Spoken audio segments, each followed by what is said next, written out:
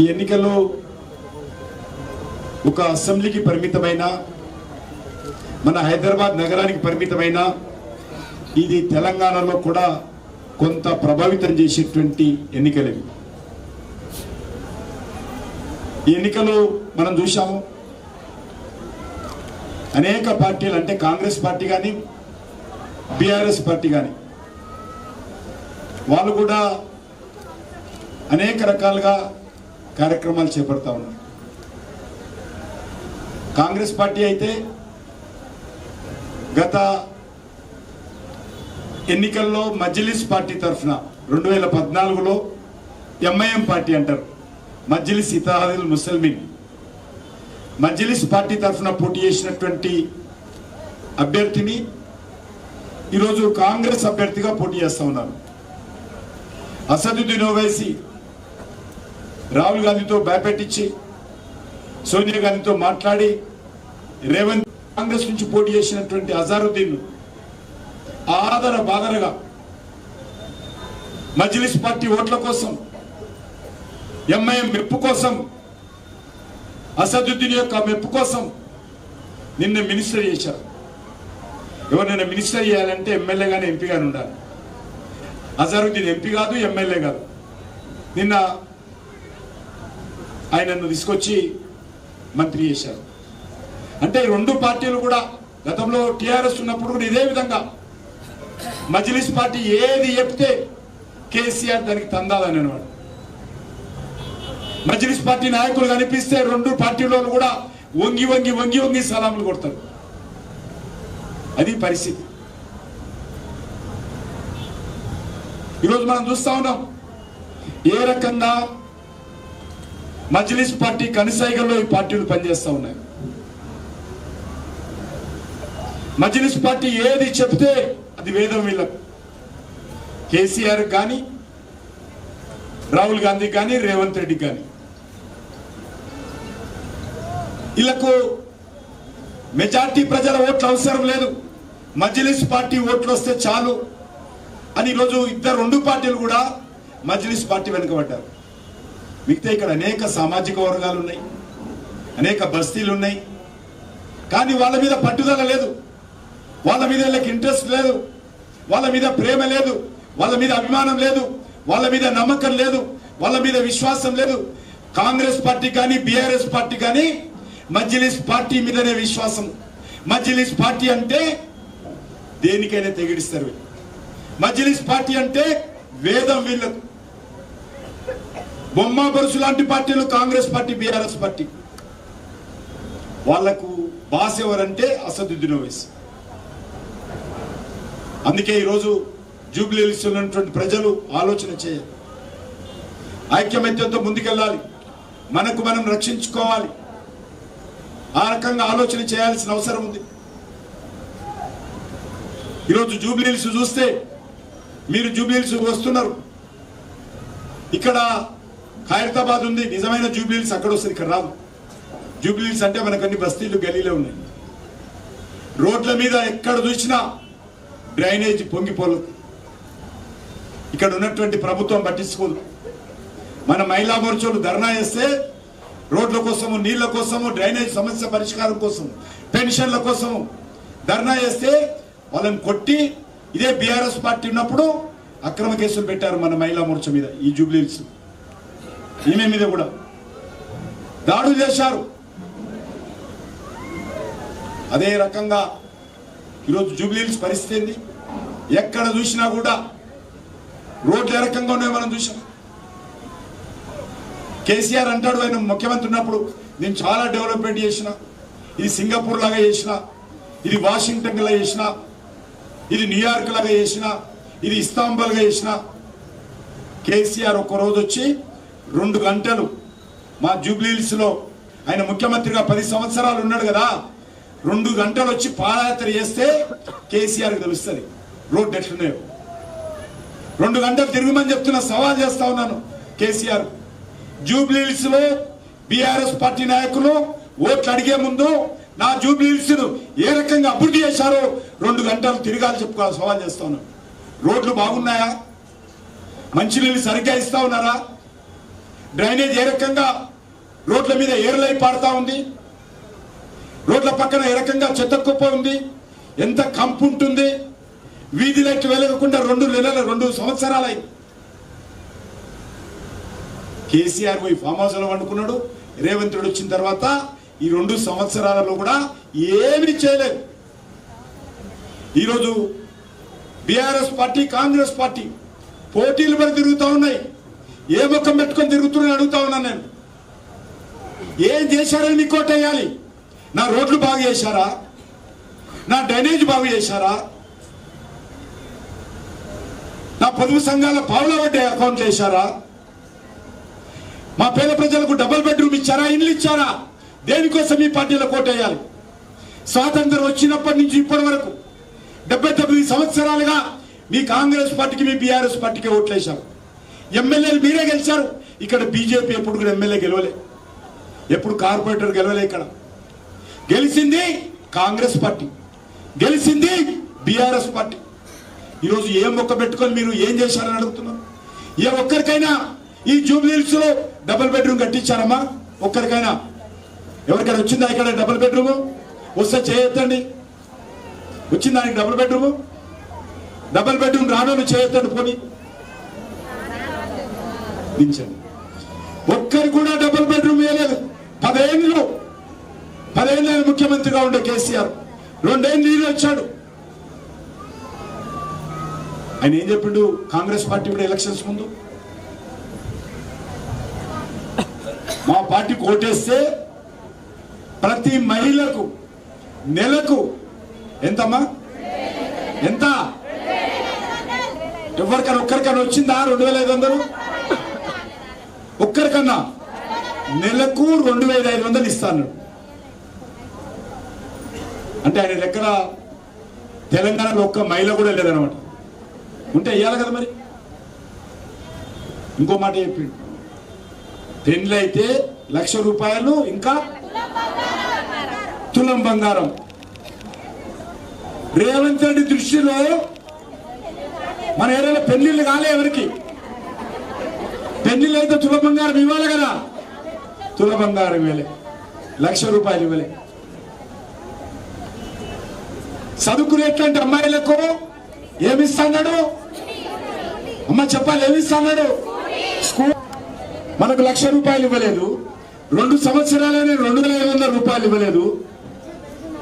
అంతేకాదు పొదుపు సంఘాలకు పావుల వడ్డీ ఇస్తాడు. ఎవరు అకౌంట్లో వేసాడా పావుల వడ్డీ? వెయ్యలే. ఆయన డబుల్ బెడ్రూమ్ ఇస్తాను ఆయన పోయి ఫామ్ హౌస్ లో వండుకున్నాడు. మంచిది కట్టుకోండి ఫామ్ హౌస్. ఆయన కూడా కేసీఆర్ ఆయన డబుల్ బెడ్రూమ్ ఇవ్వలే. ఈయనమన్నాడు నేను ఇందిరా మిల్లు ఇస్తాను.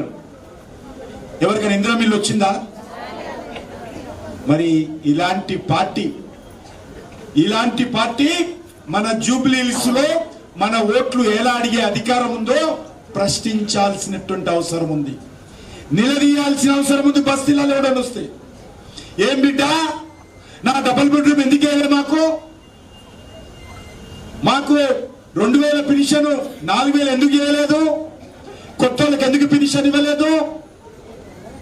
అందరిని కూడా ఆడబిడ్డలు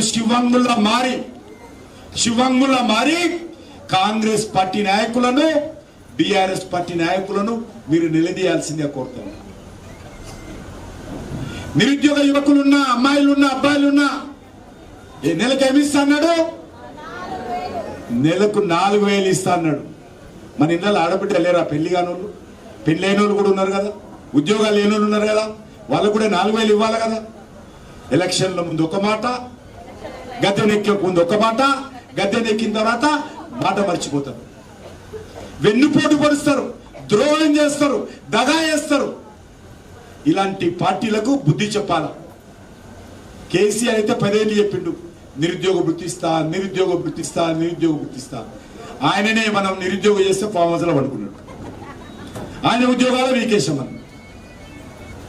కేసీఆర్ బంగారు తెలంగాణ చేస్తాడు. ఏమన్నాడు? బంగారు తెలంగాణ అయిందా? బంగారు తెలంగాణ ఆయన ఒకటే చేయింది. ఆయన కుటుంబం ఏమైంది?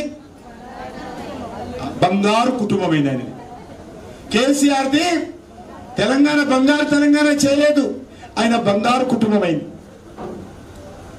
ఆయనకు ఉద్యోగం ముఖ్యమంత్రి అయింది, ఆయన కొడుకు మంత్రి అయిండు, ఆయన అల్లుడు మంత్రి అయిండు, అలా బిడ్డే ఎంపీ అయింది, ఎమ్మెల్సీ అయింది, ఆయన చిన్నల్లుడు ఎంపీ అయిండు, ఇంకో అల్లుడు అయిండు, చిన్నల్లుడు పెద్దల్లుడు. కుటుంబంలో ఉన్నటువంటి అందరికి ఉద్యోగాలు వచ్చినాయి. మనకు ఉద్యోగాలు రాలే, ఉద్యోగ భృతి రాలే. మీకు తెలుసు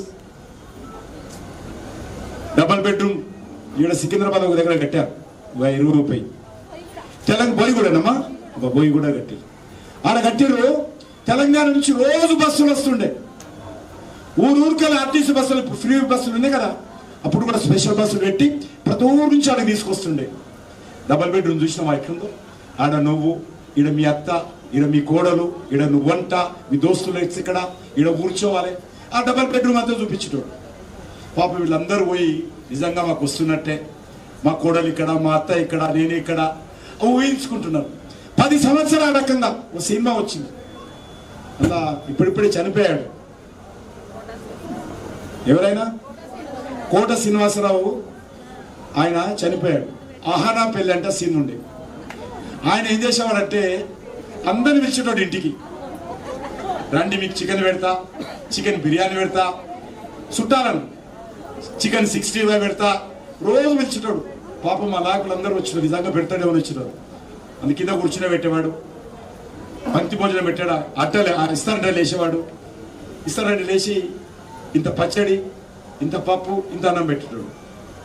వాళ్ళు అడిగారు, అయ్యా నువ్వు చికెన్ పెడతా అంటావు కదా, మీరు ఇది పెడుతున్నావు అంటే, అరే నువ్వు చూడలేదా ఇప్పుడు దూలాన్ని చూడు, ఎదురుగా దూలానికి ఒక కోడి కట్టేస్తాడు.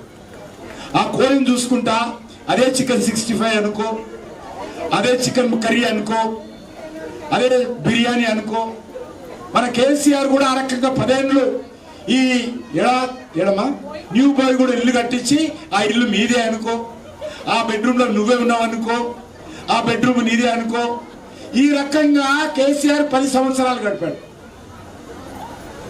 అందుకే కేసీఆర్ ఓడించిన మనం, కాంగ్రెస్ పార్టీ వచ్చింది. ఇద్దరు కూడా అంతే, దొందే. ఇది దొంగల పార్టీయే, అవినీతి పార్టీయే, 2 కుటుంబ పార్టీలే, 2 మోసం చేసేటువంటి పార్టీలే.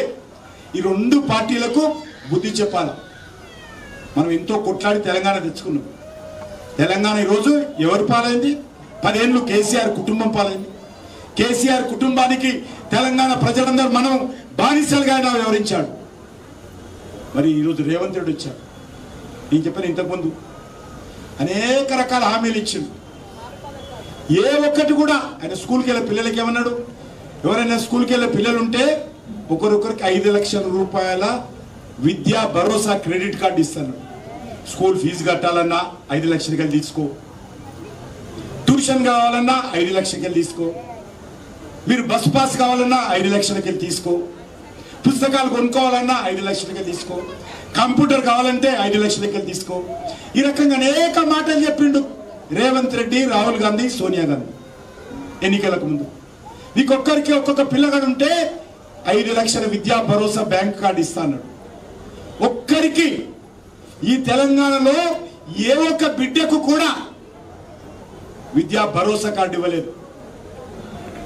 ఇంత మాట్లాడి పచ్చి మోసం చేసేటువంటి పార్టీలు వీళ్ళు, దగా చేసేటువంటి పార్టీలు వీళ్ళు, వెన్నుపోటు పొడిచేటువంటి పార్టీలు వీళ్ళు. అందుకే ఈరోజు మనం కంకణం కట్టుకొని ఈ జూబ్లీహిల్స్ లో ఈ 2 పార్టీలకు కర్రు కాచి ఏం చేయాలి? కర్రు కాచి, గట్టిగా చెప్తలేరు, కర్రు కాచి వాత పెట్టాలి ఈ 2 పార్టీలకు. కరోనా అప్పుడు చూశారు కదా, అప్పుడు నరేంద్ర మోడీ గారు ఏ రకంగా దేశ ప్రజలందరినీ కాపాడాడు. కరోనా ఎట్లుంటుందో తెలియదు, కరోనా ఎట్లా ఉంటుందో తెలియదు, ఎట్లొస్తుందో కూడా తెలియదు, కరోనా మందేందో తెలియదు.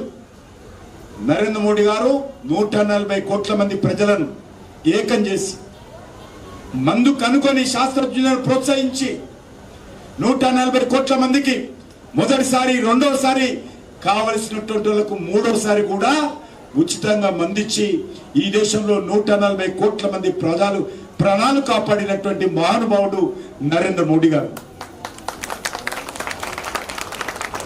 ఈరోజు దేశంలో అప్పుడు కరోనా అప్పుడు ఇంటి నుంచి బయటికి వెళ్ళే వాళ్ళు కాదు, భార్య చనిపోతే భర్త కూడా వచ్చేది కాదు చూడడానికి, తల్లి చనిపోతే బిడ్డలు కూడా వచ్చేవాళ్ళు చూడేవాళ్ళు కాదు.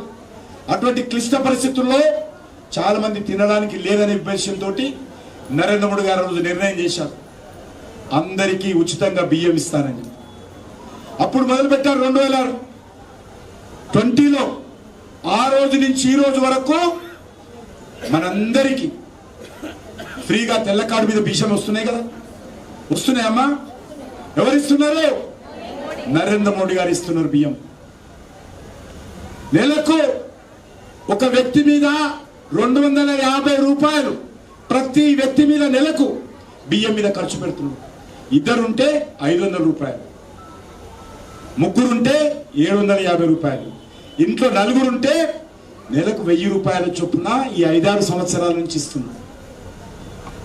పొదుపు సంఘాలు ముందు 50,000 ఇచ్చారు బ్యాంకు వాళ్ళు, తర్వాత 1,00,000, ఆ తర్వాత 2 లక్షలని, 3 లక్షలని, 5 లక్షలని.